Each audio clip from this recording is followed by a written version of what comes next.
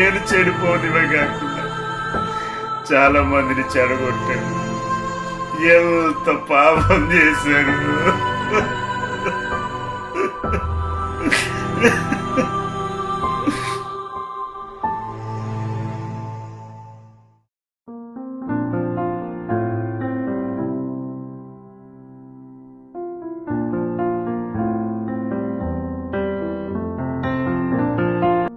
శివాజీ, ఇప్పటికైనా నీకు అర్థమైంది.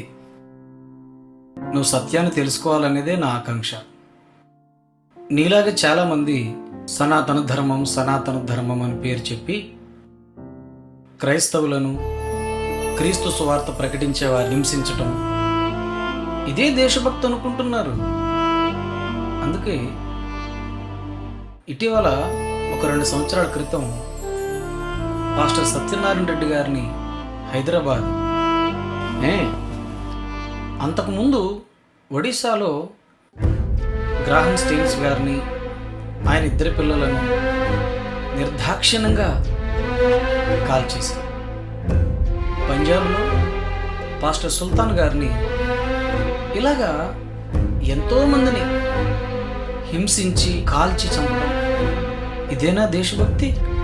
నీకు విషయం చెప్పనే శివాజీ, ఇంత హింస జరిగించి ఏదో రకంగా పాస్టర్లను చంపేసి క్రైస్తవులను భయపడదామని ప్రయత్నం చేశారు. కానీ క్రైస్తవులు భయపడలేదు. పైగా రోజు రోజుకి యేసుక్రీస్తు సువార్తను అంగీకరించి క్రీస్తు మార్గంలోనికి చాలామంది వచ్చేస్తున్నారు. అది నువ్వు గమనించావో లేదో చూడు. ఈ క్రైస్తవుల్ని ఎలాగైనా సరే మనం వాళ్ళని గనక హింసిస్తే, కొట్టి చంపేస్తే భయపడి సువార్త ఆపేస్తారని అనుకుంటున్నారు. అలా ఎప్పుడు జరగలేదు, జరగదు కూడా. ఎందుకంటే హింసించే వారి కొరకు కూడా ప్రార్థన చేయమని ప్రభు చెప్పారు గనుక ఇంకా ప్రార్థన చేస్తూనే ఉన్నారు క్రైస్తవులు. ప్లస్ ఇంకా ప్రేమిస్తూనే ఉన్నారు. ఓ విషయం చెప్పనా, ఇంత హింస చేస్తున్నారు కదా, క్రైస్తవుల మీద దాడులు చేస్తున్నారు కదా, పాస్టర్లను కొట్టి చంపుతున్నారు కదా, అసలు ఇక్కడే నగ్గలేని వాళ్ళు రేపొద్దున భగవంతుని ముందుకు వెళ్ళినప్పుడు అసలు ఏ విధంగా నిలబడతారో భగవంతుని ముందు నాకు అర్థం కాదు. ఏట్రా, మొత్తానికి నన్ను కూడా నీ మతంలో కల్పించుకోవాలనుకుంటున్నావు ఏంటి? అయ్యో శివాజీ, నువ్వు నీ మతంలోనే ఉండు. మతం మార్చాల్సిన పని నాకు లేదు.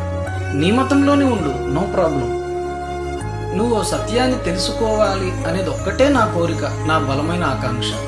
ఇంకో విషయం చెప్పనా, నువ్వు హిందువుగానైనా లేదు నీ మనసు మారి నువ్వు ఇంకొక మతంలోకి వెళ్ళిపోయినా కూడా, ఏ మతంలో ఉన్నా పర్వాలేదు, కానీ నువ్వు ఎప్పుడూ నా స్నేహితుడివే. మన ప్రాణ స్నేహం ఎప్పుడూ అలాగే ఉండాలి. ఇంకో విషయం గుర్తుపెట్టుకో, ఈ సందర్భాల వల్ల నీ కోపావేశాల్లో నా దగ్గరకు వచ్చావు చూడు, నీ మీద ఇంకా ఎక్కువ నాకు ప్రేమ పెరిగింది. ఇది యేసయ్య నాకు నేర్పించిన ప్రేమ. ఆ ప్రేమే నీ మీద చూపిస్తున్నాను. నువ్వు బాగుండాలి, నువ్వు సత్యాన్ని గ్రహించాలి శివాజీ. మన ఫ్రెండ్షిప్ ఎప్పుడు ఇలాగే ఉంటుంది, ఇలాగే కొనసాగుతుంది. ప్రకాష్, ఒకప్పుడు నేను చూశాను, అప్పటికి ఇప్పటికి చాలా తేడా వచ్చింది. ఇప్పుడు నేను ఎంత ఆవేశపడ్డాను, నా మీద డబల్ ఆవేశపడేవాడివి. ఇప్పుడేట్రా నేనంత అగ్గిలాగా మండిపోతున్నా సరే కనీసం నీకు వేసమెత్తు కూడా కోపం రాలేదే. ఇంత నిన్ను దూషించి మాట్లాడాను, అయినా నువ్వు నన్ను ప్రేమించావు. రేయ్, నువ్వు తీసుకున్న ఈ నిర్ణయం వలన నీలో కలిగిన ఈ మార్పు చూస్తుంటే నాకు చాలా ఆశ్చర్యంగా ఉంది. నేను ఆలోచిస్తాను ఈ విషయాన్ని, నాకు కొంచెం సమయం కావాలి. తప్పకుండా శివాజీ, నీ కొరకు నేను ప్రార్థన చేస్తాను. Take it your own time. Thank you. మళ్ళీ కలుద్దాం.